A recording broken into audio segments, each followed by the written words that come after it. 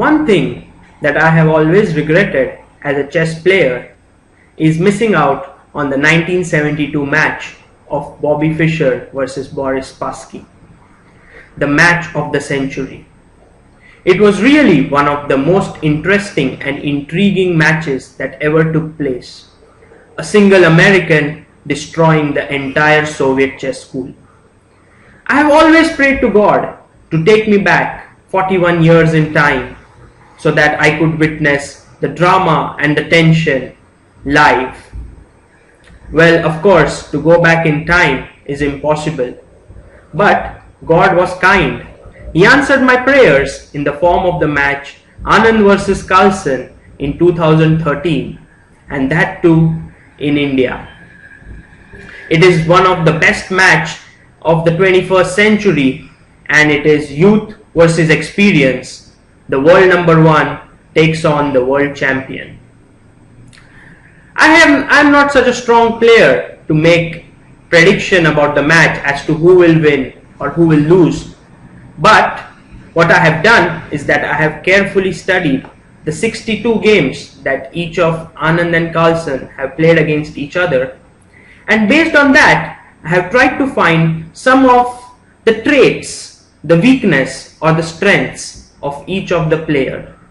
And in this video, by using those examples of their games, I would like to bring towards you the strengths and the weaknesses and what can you expect from each of them in this match. So let's have a look.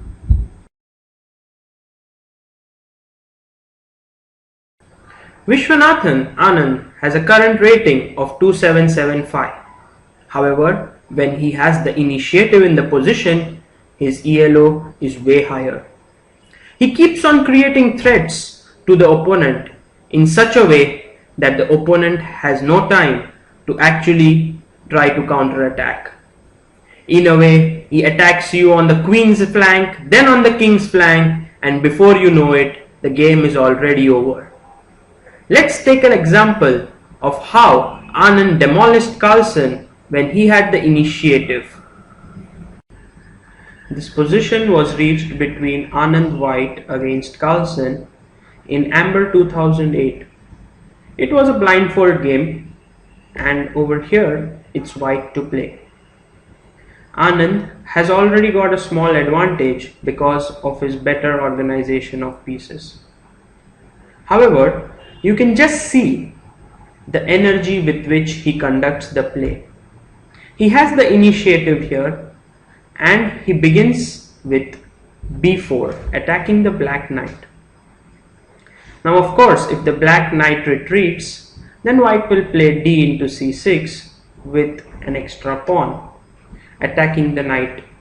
So black played e4 and Anand just calmly retreated his bishop to e2. Carlsen could now play his knight to d7 or b7. He chose to go to b7, but if he had gone to d7, then after d6, queen b8, c5, white would have a very strong passed pawn on d6. So Carlsen decided to blockade the d pawn and went to b7, and Anand, not being afraid of anything, simply picked up the a7 pawn. Now, is this a blunder? Because the black rook can just move to a8 and trap the white queen. Well, Anand had it all worked out. After rook a8 played by Carlsen, Anand played a very nice little move d6, attacking the queen. And now the queen has to control both the b7 knight as well as the b6 pawn, which is not possible. So black took the queen, and after d takes c7, white has an extra pawn and the pawn is on the 7th rank. But Carlsen played rook to c8. Now he attacks the c7 pawn and asks Anand what exactly has he achieved by his play of queen into a7 and d6. comes to the rescue of the c7 pawn with an excellent combination. He first plays c5, a very strong move. Of course, rook into c7 is out of question because of c into b6. So black in the game took the pawn on c5. But if he had played b5, then Anand would have brought another pawn with a4 attacking the pawn on b5, and after b into a4, b5, the pawn just keeps moving forward, and after c into b5, c6, the knight on b7 cannot move because of rook b8 check. You can see how powerful moves are made by Anand. Okay, Carlsen took the pawn on c5 and Anand simply moved his pawn ahead with b5. He is now threatening to play b6, and hence the pawn on b5 had to be taken. cb5, knight b5, and Carlsen took rook takes a2. Black is even a pawn up in this position, but of course the c7 pawn is now alive. And Anand made the wonderful move bishop f1. His idea is now to bring the bishop from h3 and queen the c pawn. So black had to play g5 in order to meet bishop h3 with g4, and a very excellent move by Anand was made over here. He figured out that all of black pieces are passive except the rook on a2, and so he decided to exchange the rook with a1. Rook a1, rook takes a1, and rook captures back. Now the threat is to simply come rook a7 followed by knight d6 when white is simply winning. So Carlsen saw nothing better but to return the piece with knight d8, and after cd8, rook d8, knight c3, white was a piece up and won the game after a few moves. You could just see that right from the move number 22 up to the move number 31, that's almost 10 moves, were made by Anand with such great energy. And that's why I say, whenever he has the initiative, he becomes a very dangerous player.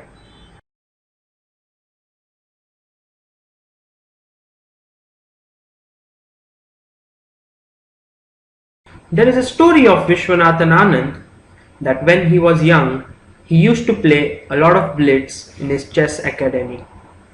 He used to play blitz day and night. However, there was a rule while playing blitz. The rule was winners to stay.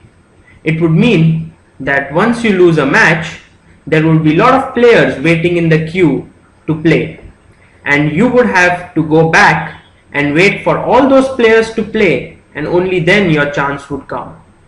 That would mean that once you lose, you would have to wait for almost 1 or 2 hours to get back your chance.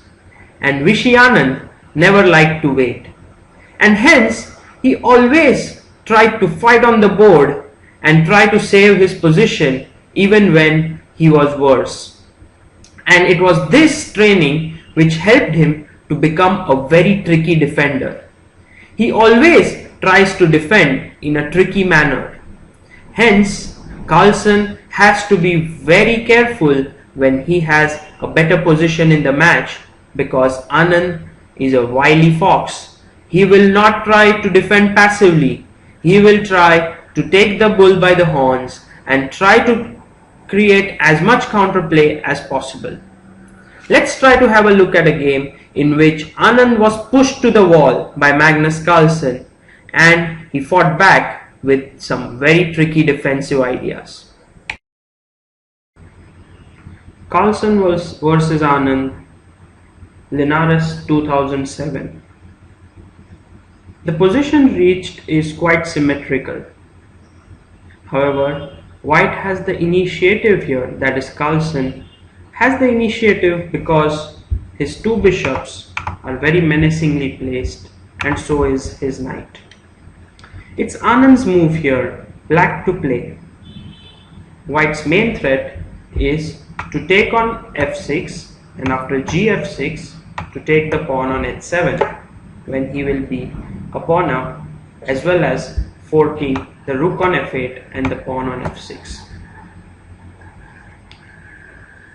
Of course, the most natural move to make in this situation would be h6, but after bishop into f6, if now h into g5, then bishop into g5, and white is simply a pawn up. And if you play g into f6, then after knight h7, black still loses his f6 pawn. So Anand was faced with a very tricky situation as to what should he do. And believe me when I say that Anand is an extremely tricky defender. He played the simply amazing move over here, that was king to h8. When I saw this move for the first time, I just couldn't believe it. What was the purpose of this move? To understand it, you need to go really deep. Well, let's just start off with the most natural move. If bishop into f6, which was not played by Carlsen, then g into f6, knight h7 is met with rook g8.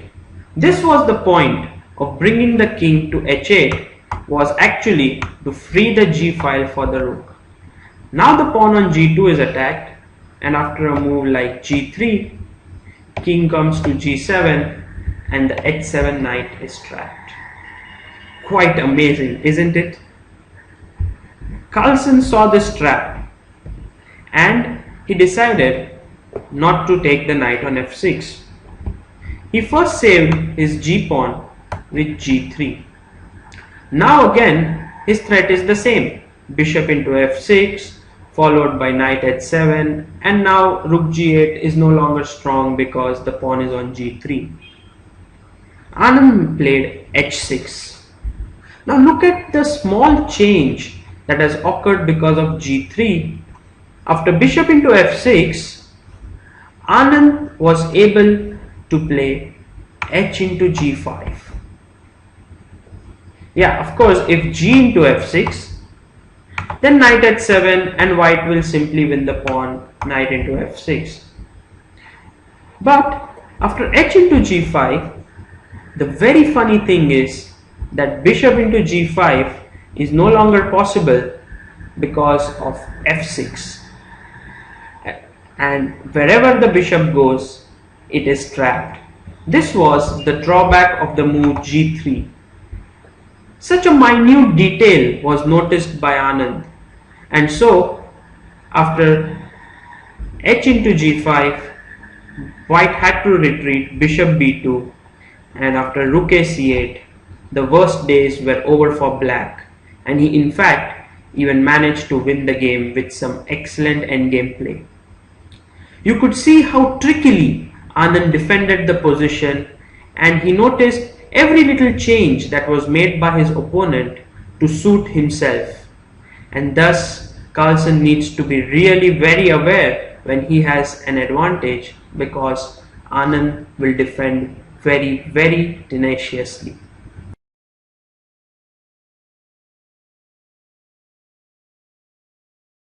Magnus Carlsen has played a lot of sidelines against very strong players. Trompowsky, Close Sicilian, Alekhines defense are to name a few. However, his result against Viswanathan Anand has always been very poor when he has played the sidelines. I don't exactly know the main reason for this, but I have a feeling that when you play a sideline against a player who has played for the World Championship matches for so many times, it's asking for trouble. Carlsen would do well to play the main lines, or let's say the semi-main lines. Let's see an example in which Carlsen chooses a rare line in the Catalan, and Anand knows exactly what to do. He not only equalizes but snatches over the initiative, and as we know, once Anand has the initiative, it's all over. Carlsen vs Anand, Mains 2008. Carlsen began as white with d4, knight f6, c4, e6, g3. His aim was to play the Catalan opening.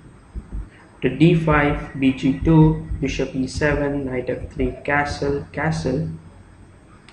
Anand went for the open Catalan with dc4, queen c2, a6, queen c4, b5, queen c2, bishop b7.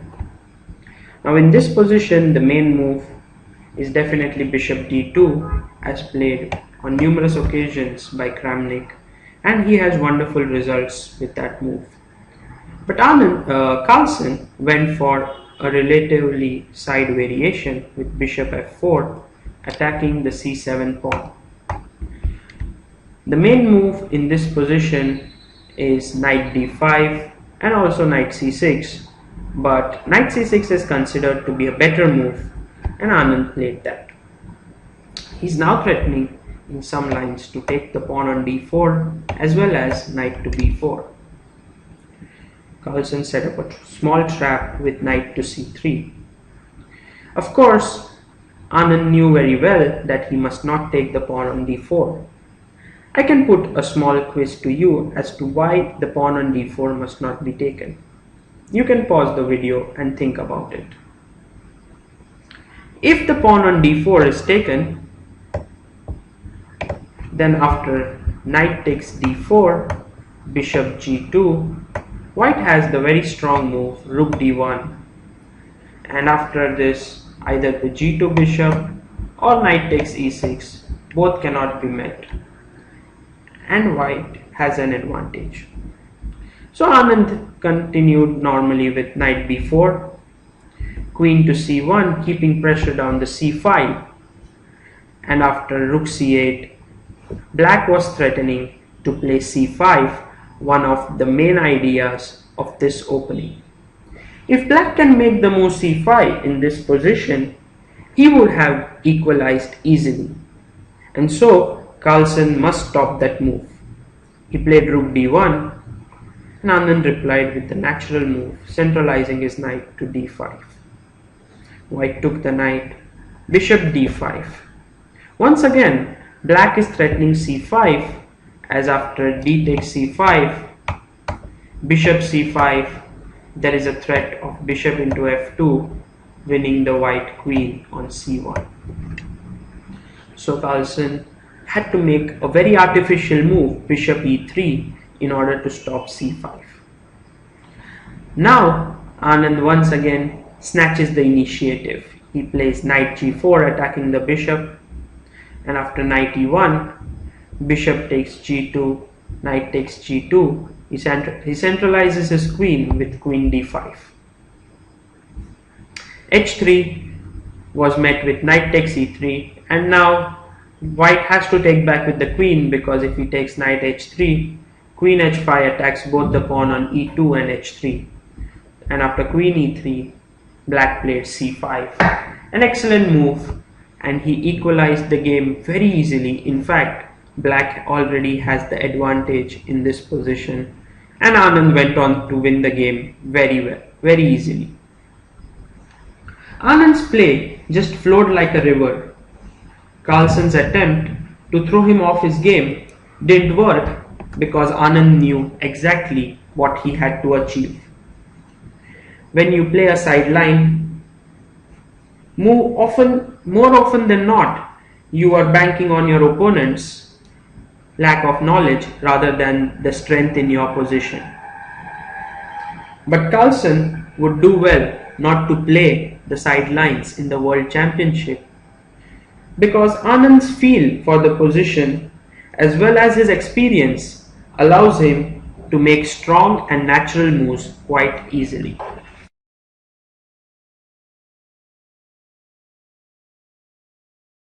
In a recent interview, when Magnus Carlsen was asked what is it that he likes the most about the game of chess, he said, "I like to make my opponent suffer."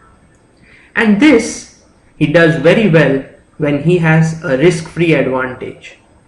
He milks his advantage in the best possible manner.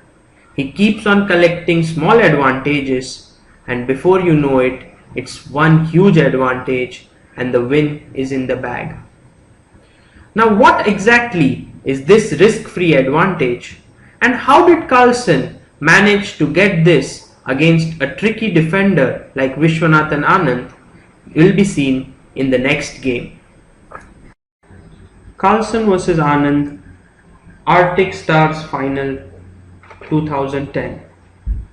This game is a wonderful illustration of what Carlsen is good at.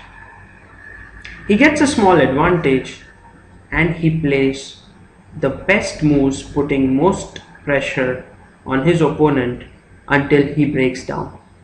Let's have a look at the game from the opening. White Carlsen started off with d4, knight f6, c4, g6, knight f3, bg7, g3, castle, bg2, c6, castle, d5. Now c into d5 is the main move, but Carlsen usually doesn't like to go into theoretical stuff. He played knight bd2, bishop f5,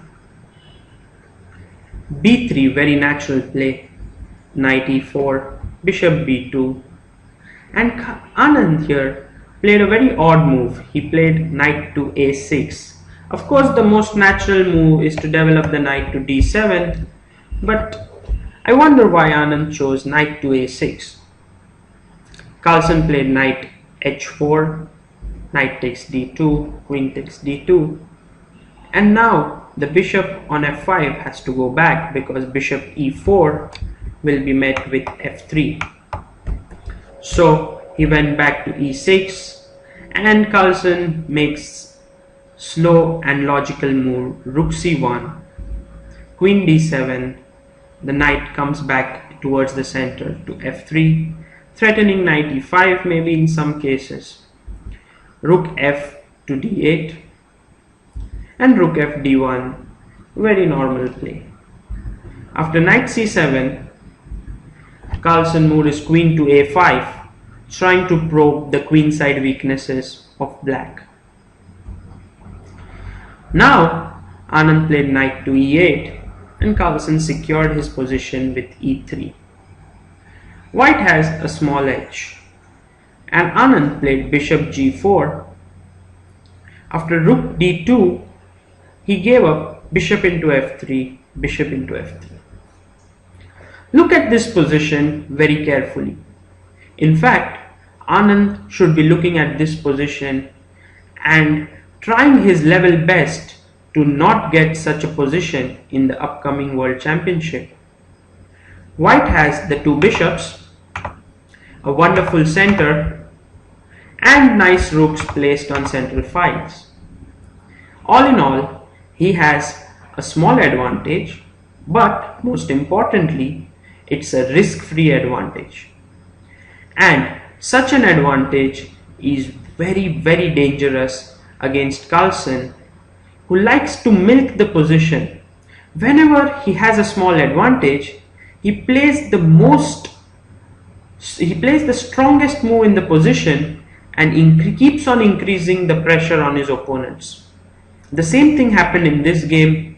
Carlsen played a wonderful technical game to score the full point. Hence I say that risk-free advantage is something which Anand cannot afford to give to Carlsen.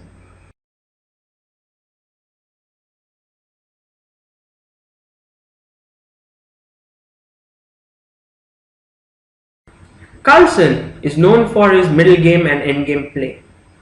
However, how can one reach an astronomical rating of 2872 without being good in the opening phase of the game? The truth is, Carlsen is an extremely pragmatic and logical opening player. He develops his pieces perfectly to the central squares and controls the center excellently. He does that with great accuracy and consistency.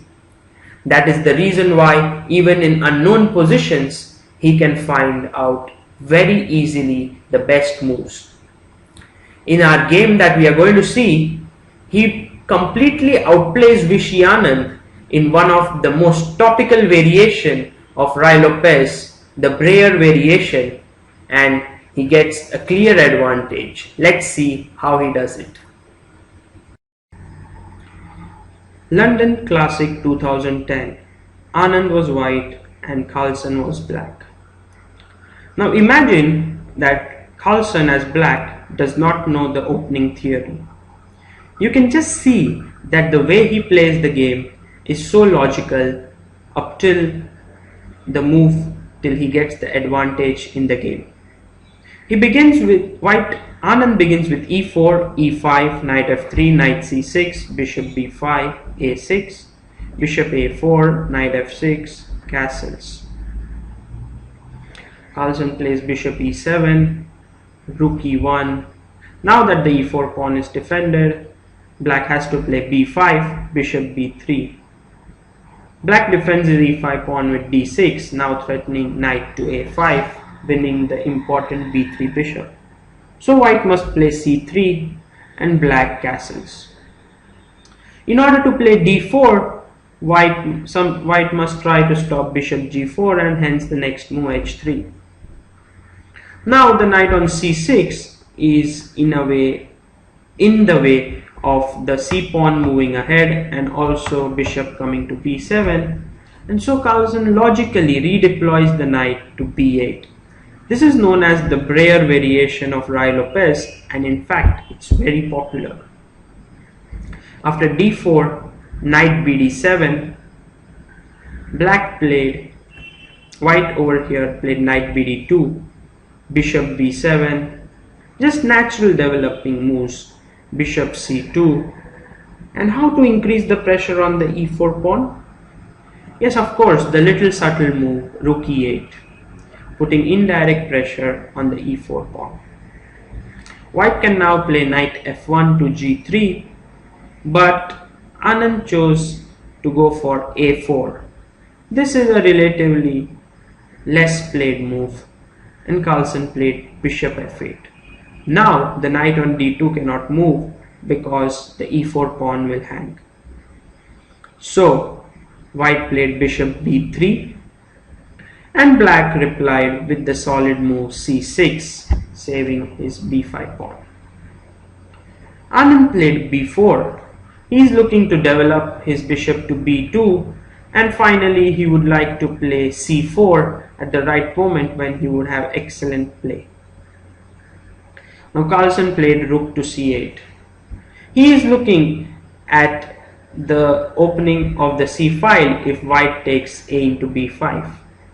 Of course, here white should play the natural move bishop b2, and black would continue something like knight b6 when we would have a normal position. But Anand took surprisingly a into b5. I think he was expecting black to recapture towards the center with a b5, not to leave a backward pawn on the a file, when he would have penetrated rook to a7. But Carlsen, seeing the c3 weakness, played c into b5. Anand defended it with bishop b2, not understanding exactly what black was looking for, because his now next threat is to play d5 followed by c4 when white would have an excellent position.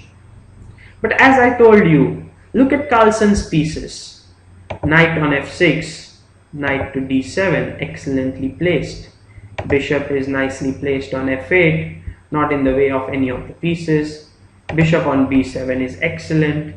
The two rooks, c8 and e8, also well placed, and the queen, which has good scope on this diagonal. Thus, the position is ripe for opening it up, and Carlsen played the extremely logical move d5, which I consider to be an excellent move. Now, in this position, both sides have their pieces developed, but the one thing which is in favor for black is this horrible b2 bishop. As you will see, after e takes d5, e takes d4, rook e8, queen e8, c4 played by Anand, b takes c4, knight takes c4, knight d5. White had to take knight takes d4, and after knight b4, black was a pawn up and had a clearly better position. He later went on to lose the game, but that had nothing to do with the opening. The opening turned out to be wonderful for black. Carlsen just developed each and every piece of his on the natural square. Anand is known to prepare exotic ideas with his phenomenal computer preparation and his good team of seconds. But don't expect Carlsen to sit for 30 to 40 minutes with his hands on his head trying to figure out what is the best way to play. He is extremely pragmatic and a logical player and will always choose the most classical and natural moves, which often turn out to be the strongest moves in the position. This is one of Carlsen's biggest strengths.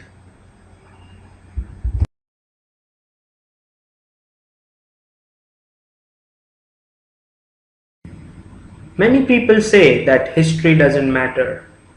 When the two players will sit against each other in the match in Chennai, what has happened before will not matter. However, I am of a different opinion on this, and I think that the fact that Anand has not beaten Carlsen in the last 3 years in classical chess gives Carlsen a huge advantage psychologically. Also, in their last meet before the World Championship match that was in Tal Memorial, Carlsen crushed Anand in 29 moves. It was a very poorly played game by Anand, but at the same time an excellently played game by Carlsen. Let's have a look at that game. Tal Memorial 2013, the last classical game between the two great players. Carlsen, who was white, played d4 and Anand replied with the Nimzo-Indian defense. Carlsen chose the recently very popular line with Ng2 and Anand played d5, which is the very classical move. After a3, bishop e7, white took on d5. Now the very logical move would have definitely been e takes d5, but Anand surprisingly played knight takes d5. I think this is a very poor move. In short, Anand was not confident about going into the main line and he tried to play a side line. Carlsen was happy. He played bishop to d2 and after knight d7 he played g3. His development is pretty coherent. Black decided to counter the fianchetto with his own fianchetto with b6, but Carlsen closed the diagonal with knight takes d5, a very typical idea. E takes d5 and bishop g2, attacking the pawn. Bishop went to b7 and after this white decided to exchange his bad bishop and played bishop b4. Now of course black cannot play c5 because after dc, b takes c5, bishop c3, both the central pawns would be quite weak. However, if Anand were to be playing against some other player, he would have gone for this variation because over here he has activity, and this active play gives black good chances to equalize. But Anand's play over here was very much not like himself. He played extremely passively. He played knight f6, castles, and now rook e8. White played natural moves rook c1, and black again played a passive move c6.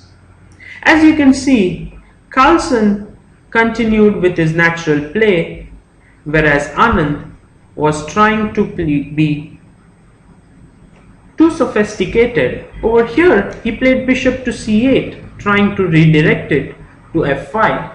But of course, Carlsen gave him no such time. He played queen a4, attacking the c6 pawn, and after rook c7, white now turned his attention towards the center with f3. Now the threat is e4. After bishop e6, e4, d, fe, white has an excellent position. Look at his rooks, his excellent bishop, wonderfully placed knight, and a wonderful queen. Whereas all of black pieces are quite stupidly placed. The rook on a8, the rook on c7, don't know exactly what they are doing.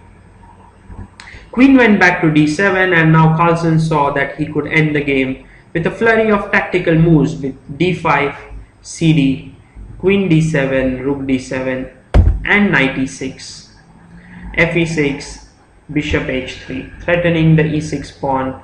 King f7 would not help because of e into d5, and king h8 was met with e5, knight g8, bishop e6, rook d8, rook c7, d4, bishop d7, and now the white pawn is coming ahead, e6, e7, and white has a completely winning position. Anand threw in the towel. We can say that the last game between the world champion and his challenger was totally one-sided. Anand was not at all himself, and Carlsen simply crushed him.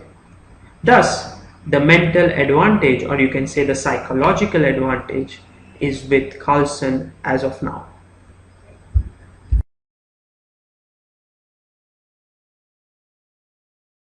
So my dear viewers, what did you gain by watching this video? I think you got a better idea of the two gladiators that are going to fight for the World Championship match 2013. You also came to know that what are the strengths and the weaknesses of the specific players. Anand is extremely strong when he has the initiative, while Carlsen likes to milk small advantages. While Anand is extremely tricky defender, Carlsen is a very logical opening player. And do not forget that the psychological advantage is tending towards Carlsen. There are also a lot of other factors which we haven't discussed, like Carlsen, because of his young age, has more stamina, while Anand, because of playing the past 4 World Championship matches, has greater experience. And also Anand is playing on his home turf.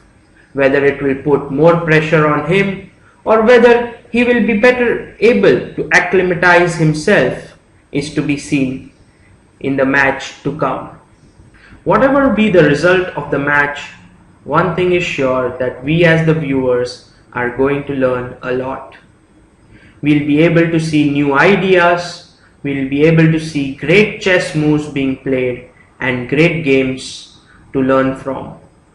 Thus, I think finally chess will be the one that gains the most out of this World Championship match. I hope that you will be able to enjoy this match to the utmost and hope to see you soon.